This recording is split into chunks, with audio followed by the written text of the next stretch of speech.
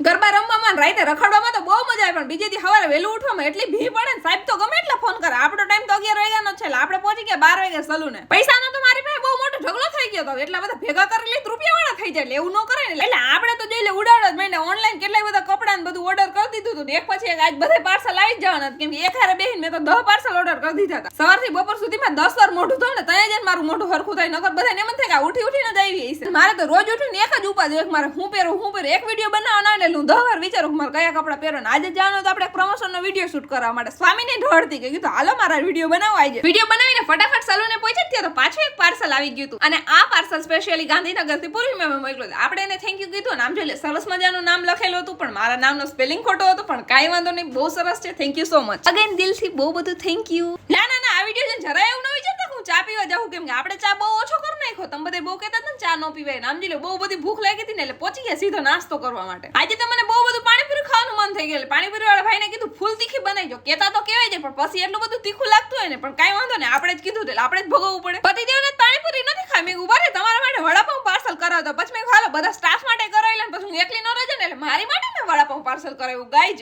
સલૂને પહોંચીને ફટાફટ નાસ્તો કરી લીધો, પાર્સલ આવ્યા હતા ને ખોલવાની મને બહુ બધી એક્સાઇટમેન્ટ હતી, એટલે ફટાફટ લાઈન પછી લાઈન બેહી ગઈ પાર્સલ ખોલવા માટે. આમ જોઈ લ્યો, સૌથી વધારે પાર્સલ મારા જ હોય, પણ પતિદેવને ખોટું ન લાગે ને, એટલે એક બે ની હાટું મંગાવતા રહેવાય, એટલે અમારું ગાડું હાઈલા રાખે. પછી તો આપણે બહુ બધા ફૂલાઈ ગયા, પણ ફૂલાવું તો પડે જ ને, કઈ નવી નવું પર્સ લીધું તું મેં. પછી તો પતિદેવને થોડીક વાર પટાવ્યા. મેં માણાની બાયું છે ને, ઘરવાળા પાસેથી પૈસા લઈ લઈને પાર્લરમાં વાપરવા આવે. તમારે તો ઘરનું પાર્લર છે, મારે તમારી પાસે પૈસા માંગવા તો શેના માંગવા, એટલે ચૂપચાપ કીધું લાવો થોડાક પૈસા, હાલો નવું પર્સ લીધું, આમાં થોડાક નાખવા પડે. ત્યાં તો કઈ 10 રૂપિયા દીધા ને 10 કિલો આશીર્વાદ દીધા. બધું વર્ક ફિનિશ કરીને ઠેલા લઈને નીકળી ગયા ઘરે જવા માટે. પણ આજ તો હું મારા ઘરે નહોતી જતી, સાસરેથી બહુ બધું ઇન્વિટેશન આવ્યું હતું, બહુ બધા ઘરે જમવા આવી જોઈએ. લાંબજલી પહોંચી ગયા અમે તો હાહરીએ. સાસુમાં કહેતા રવો બનાવતા આવડે, મેં નારાયણા મેં ખાવ ચેકા પાડતા આવડે, થારમાં ભરી દે, એટલે આવું કરી દો. સ્વામીને કીધું હાલ તમારી મદદ કરાવો, પણ કઈ હું ખોટું નતું બોલતી, મને હાચન નતો આવડતો. બહુ બધું કીધું હતું, યુટ્યુબ માંથી જોઈ જોઈને બનાવી દે. પછી તો ફટાફટ જમીને પાછા આપણે તો આપણા કામમાં લાગી ગયા. આમને વિડીયો બનાવતા સિવાય મને કઈ આવડતું જ નથી, અને જ્યારે મારા પતિદેવ સાથે વિડીયો બનાવવાનો હોય ને, એટલે હું એને જે કહેતી હોય ને બોલવાનું, એ ભૂલી જાય ને બીજું